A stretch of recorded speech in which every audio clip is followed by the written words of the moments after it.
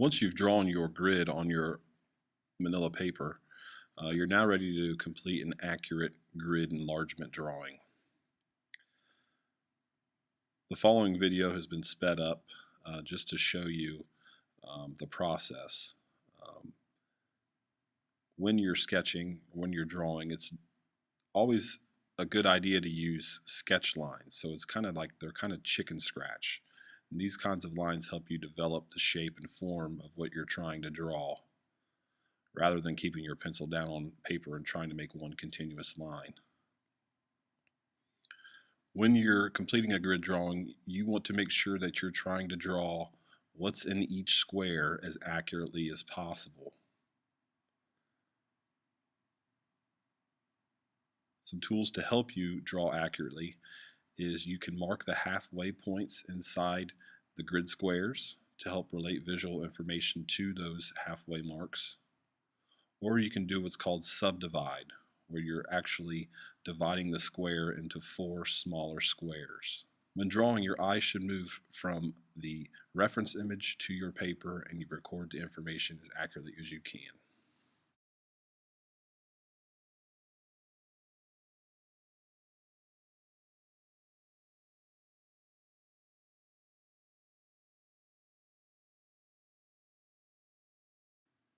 Chalk pastel layering and blending worksheet. You're going to notice at the top here it says apply and blend lighter color first, then medium color, and then dark color. Down here we have a yellow that we're going to apply to the whole entire bar and blend out. Then we're going to add some green from the left side over to the middle and blend it, and then we're going to add some dark green over top of that, so we're layering the colors. So orange I would apply all the way across the bar, and light blue I would apply all the way across the bar. So let's take a look at the green, yellow, and dark green bar here. I'm going to take my lightest color, which is yellow, and I'm going to apply the pastel. I'm going to put it on somewhat thick.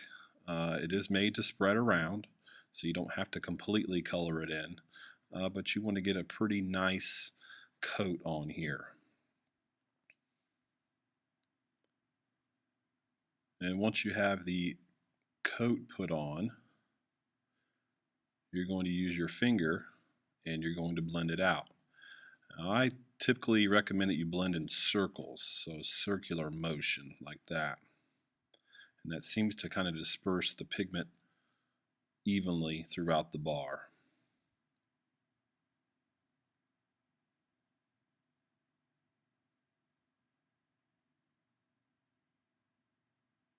Get the edges here. And make sure it's nice and smooth. Next, we're going to take our medium color, which is our green, and I'm going to start on the right side here, and I'm going to apply it over probably about halfway into the bar. So this is called layering. I'm putting 2 colors on top of each other. Again, pretty even coat. When you start to blend this, I would start on the right side and work your way to the left, and you want to use a clean finger. So again, I'm blending in circles, working my way to the left, blending the yellow and the green together. And when I reach the point where the yellow and the green meet, I'm not going to quite blend so far. I'm trying to fade it out, fade both colors into each other. Use a clean finger at where the colors meet, and that can kind of blend them further. And the last step is you're going to take your darker green, and I'm going to apply that over here on the right side and go over maybe about 1/4 of the way in the bar. So I'm layering a 3rd color. And take a clean finger and blend away. Layering color will give your illustrations more color richness. It will also emphasize more highlights and shadows, which we will practice on the animal eye illustration. Go ahead and repeat the steps for the next bars below. Good job.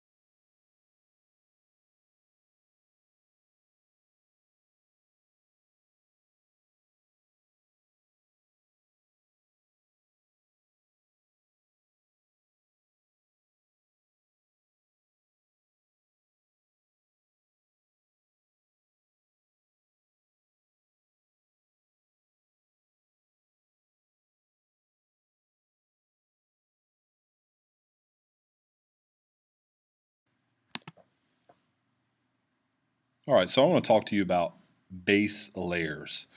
You're going to need to look at your image. When looking at the entire image, you want to look at certain sections to determine your base layer. Normally when you're working with chalk pastel, paint, and colored pencil, you want your base layer is the lightest color that you see. So if we look inside this kind of yellow chunk here, even this yellow chunk, the lightest color that we see is kind of a manila color or a light yellow. Looking into the darker section within the turtle, the lightest color that I see here is kind of a bluish color. So that would be my base layer. Down in here, this kind of yellowish chunk, kind of beigeish, the base layer that I would determine is beige. If we look inside the iris of the turtle, the lightest color that we see is sort of a light red. So that would be my base layer. By determining your base layers, you're going to grab the appropriate pastel and you're going to apply a nice, even, smooth base layer. Applying base layers to your drawing. So I have my reference image up here, and I've got my outline drawing down here. As I talked to you earlier, you're going to determine which color of pastel to put where. Again, we're just making base layers right now. We're not putting shadows and highlights in yet. We're trying to establish a base that we can put the shadows and highlights over. So looking up here at this little section of the turtle, these little yellow parts, my base layer is going to go ahead and be just a regular yellow. So I can take my yellow chalk pastel and I'm going to put those base layers down. Probably a good idea for you to erase your grid for demonstration purposes. I'm not going to do that. When you're putting your pastel on, again, you're trying to put it on somewhat thick. It is made to spread around. And take your finger and blend in tiny circles. And again, you're just trying to get a nice even layer, smooth layer of pastel on here. If I go through and look at this area here, there's kind of a light bluish tint to it. It's pretty dark or brown. I'm going to go ahead and put blue in here. I know this is going to look kind of odd. But when we go to add our shadows and highlights, we will layer those over top of this blue, and it will kind of make this look a little bit more accurate. And it looks like the blue comes down into here a little bit more, and even up into here. Blend that out.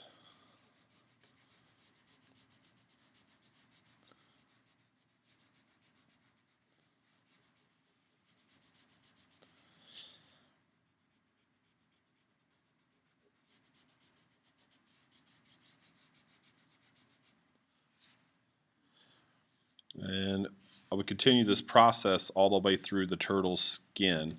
If I look into into the iris, obviously we've got a red as the base. I'm going to go ahead and put that red in here.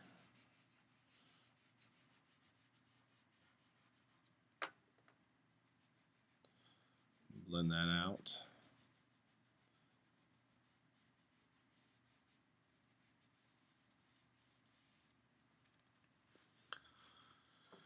inside the eyeball here is pretty dark. I'm going to go ahead and put brown down here. I know it looks pretty black, but I'm going to go ahead and make it brown because there's some areas in there that aren't quite black, and I can create the illusion that there's a little bit more depth here by not putting in so much of the black.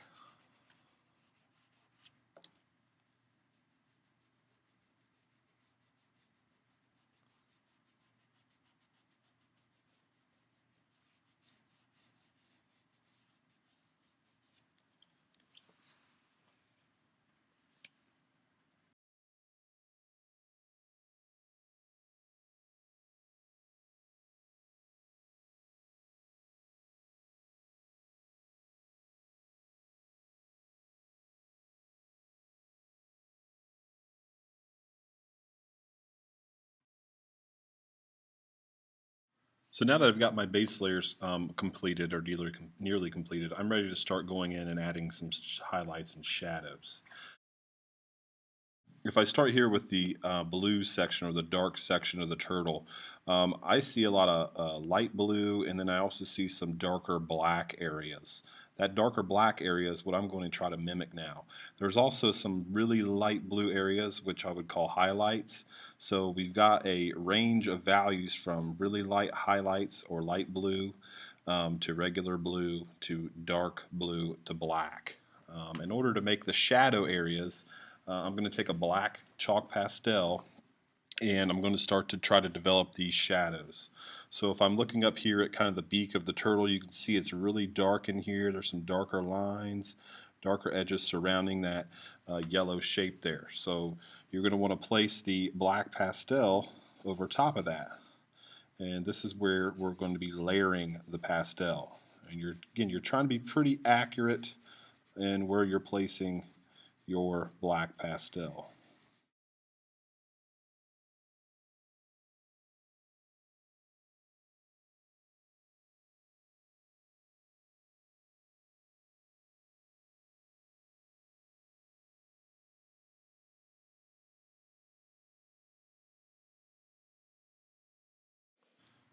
I'm going to go ahead and start to blend this in to the blue. When I'm blending this out, I'm not trying to just I'm kind of keeping my blending just to where I've placed the black. Again, I'm trying to mix it in with the blue a little bit because I want there to be kind of a blue highlight there, but I'm not trying to blend over the entire blue area. I'm just trying to blend where I placed the black. So I'm trying to be pretty consistent with that.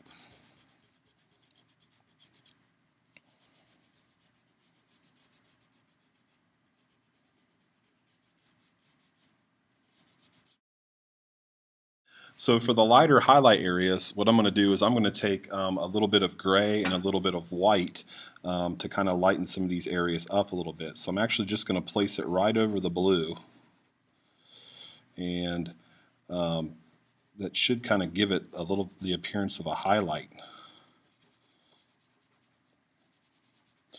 And again, with a clean finger, you want to blend this in ever so slightly so that you're somewhat changing the color, giving it kind of a sheen to it. And that's how we create highlights and shadows. Continue the process of developing your highlights and shadows. I recommend that you work in little sections. That way you can focus your attention and your eyes on a little bit of information at a time. Showing you here a sped up process, sped up version of myself completing highlights and shadows of majority of the face. Again, look for your darkest darks, apply black or the darkest color, and look for your lightest lights, apply white and grays to create highlights. Once you're finished, you should have a pretty cool looking zoomed in view of an animal eye. Good luck and enjoy the show.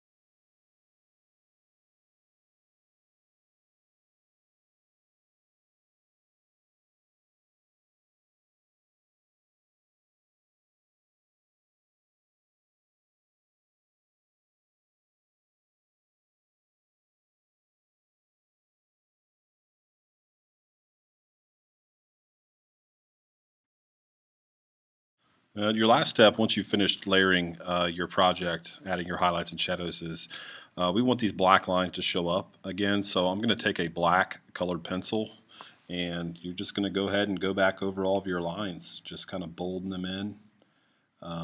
It kind of helps to clean up some of the edges of things.